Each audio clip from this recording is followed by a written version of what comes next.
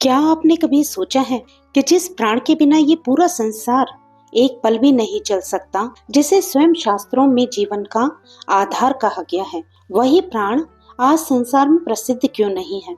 क्या इसके पीछे कोई रहस्य है या फिर कोई श्राप? आखिर क्यों भगवान की इस दिव्य शक्ति को भूलोक में छिपा दिया गया? जानेंगे आज वैशाख मास महात्म्य के अध्याय 29 की इस अद्भुत कथा में, जहाँ छिपा है प्राण, श्राप और सृष्टि के 3 गुणों का गहरा रहस्य। वैशाख मास महात्म्य के अध्याय 28 में हम शंख मुनि और व्याध का संवाद सुन रहे थे, जिसमें शंख मुनि ने व्याध को प्राण की श्रेष्ठता की कथा सुनाई। अब आगे शंख मुनि की बातें सुनकर व्याध ने पुनः पूछा, हे ब्राह्मण देव, जब प्राण इतना महान, प्रभावशाली और इस संपूर्ण जगत का गुरु तथा ईश्वर है, तो लोक में इसकी प्रसिद्धि क्यों नहीं हुई? शंख ऋषि बोले, हे व्याध, प्राचीन काल की बात है। प्राणदेव अश्वमेघ यज्ञों के द्वारा अनामय भगवान नारायण की उपासना करने के लिए गंगा तट पर प्रसन्नता पूर्वक गए। वहां अनेक मुनिगणों के साथ उन्होंने फलों द्वारा पृथ्वी का शोधन किया। उसी समय वहां एक महात्मा समाधि में लीन होकर बांबी यानी दीमक के ढेर के भीतर छिपे थे। जब भूमि को हल से जोता गया तो वे बांबी टूट गई और वे महात्मा बाहर निकल आए। क्रोध से भरे हुए उन्होंने सामने खड़े प्राणदेव को देखकर कहा, हे देवेश्वर, आज से आपकी महिमा तीनों लोकों में, विशेषकर भूलोक में प्रसिद्ध नहीं होगी। हाँ, आपके अवतार अवश्य तीनों लोकों में विख्यात होंगे। हे व्याध, तभी से संसार में प्राणदेव की महिमा विशेष रूप से प्रसिद्ध नहीं हुई। यह कहकर शंख मुनि कुछ देर रुके और फिर कहने लगे, हे व्याध, जो कुछ तुमने मुझसे पूछा था वह सब मैंने बता दिया। अब यदि तुम्हें और कुछ पूछना हो तो निसंकोच पूछो।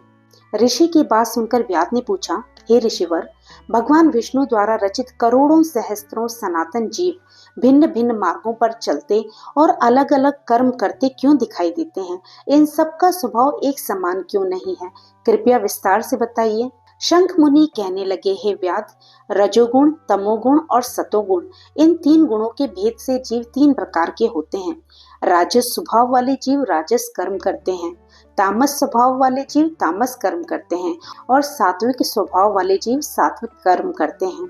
कभी कभी इन गुणों में मिश्रण भी हो जाता है, जिससे जीव ऊंच नीच कर्म करते हैं और उसी के अनुसार फल पाते हैं। मनुष्य कभी सुख, कभी दुख और कभी दोनों का अनुभव करता है। ये सब गुणों की विषमता के कारण होता है। प्रकृति में स्थित होकर जीव इन तीनों गुणों से बंध जाते हैं। गुण और कर्मों के अनुसार उन्हें भिन्न भिन्न फल प्राप्त होते हैं। तमोगुणी जीव क्रूर, निर्दयी और द्वेष से भरे होते हैं। वे सदा दुख में रहते हैं। राक्षस और पिशाच आदि इसी श्रेणी में आते हैं। राजस जीव, इनकी बुद्धि मिश्रित होती है। ये पाप और पुण्य दोनों करते हैं। पुण्य से स्वर्ग और पाप से दुख भोगते हैं, इसलिए बार बार जन्म मरण के चक्र में पड़ते रहते हैं। और सात्विक जीव धर्मशील, दयालु, श्रद्धालु और निष्कपट होते हैं। वे दूसरों के दोष नहीं देखते और सात्विक जीवन जीते हैं। इस प्रकार सभी जीवों के भाव, गुण और कर्म अलग अलग होते हैं। भगवान विष्णु उनके कर्मों के अनुसार उन्हें फल देते हैं, ताकि वे अंततः उनके स्वरूप को प्राप्त कर सकें। भगवान विष्णु पूर्व काम है। उनमें किसी प्रकार का पक्षपात या निर्दयता नहीं है। वे समभाव से सृष्टि का पालन और संहार करते हैं। जैसे एक माली एक ही जल से सभी वृक्षों को सींचता है, फिर भी सभी वृक्षों का स्वभाव अलग अलग होता है, इसमें माली का तो कोई दोष नहीं होता। इसी प्रकार भगवान में भी कोई भेदभाव नहीं है। भगवान विष्णु का एक निमेष, निमेष मतलब पलक झपकने का समय, ब्रह्मा जी के एक कल्प, कल्प अर्थात युग के समान माना गया है। जब तक भगवान का निमेष रहता है तब तक प्रलय रहता है, और जब वे नेत्र खोलते हैं, जिसे उन्मेष कहते हैं, तब सृष्टि का आरंभ होता है। उस समय भगवान अपने उदर में स्थित समस्त जीवों को देखते हैं और सृष्टि करने की इच्छा करते हैं। उन्हें प्रत्येक जीव का स्मरण रहता है, कौन, कहाँ और किस रूप में है। भगवान चतुर्व्यूह स्वरूप में प्रकट होते हैं। किसी को तत्व ज्ञान, ब्रह्म ज्ञान देते हैं, किसी को सारूप्य मुक्ति, किसी को सामीप्य मुक्ति और किसी को सालोक्य मुक्ति प्रदान करते हैं। उन्मेष काल के अंत में भगवान संकर्षण स्वरूप से इसी सृष्टि का संहार भी करते हैं। ये सब भगवान विष्णु की दिव्य लीला है, जो ब्रह्मा आदि महान योगियों के लिए भी अचिंतनीय और दुर्बोध है। तो भक्तों, आज का अध्याय यहीं पर विराम लेता है। इससे आगे की कथा का श्रवण आप कल करेंगे।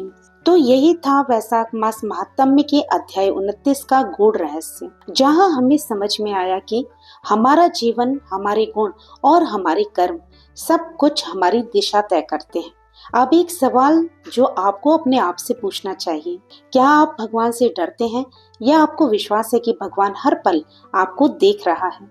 याद रखिए, भाग्य को दोष देने से कुछ नहीं बदलता, लेकिन कर्म बदलते ही किस्मत भी बदल जाती है। और शास्त्र कहते हैं कि कलयुग में केवल नाम ही आधार है। नाम जप से ही शक्ति, मुक्ति और सब कुछ प्राप्त किया जा सकता है। तो कल मिलेंगे अध्याय 30 के साथ। तब तक प्रभु का नाम लेते रहिए और पुण्य के भागी बनते रहिए। जय श्री कृष्णा। राधे राधे।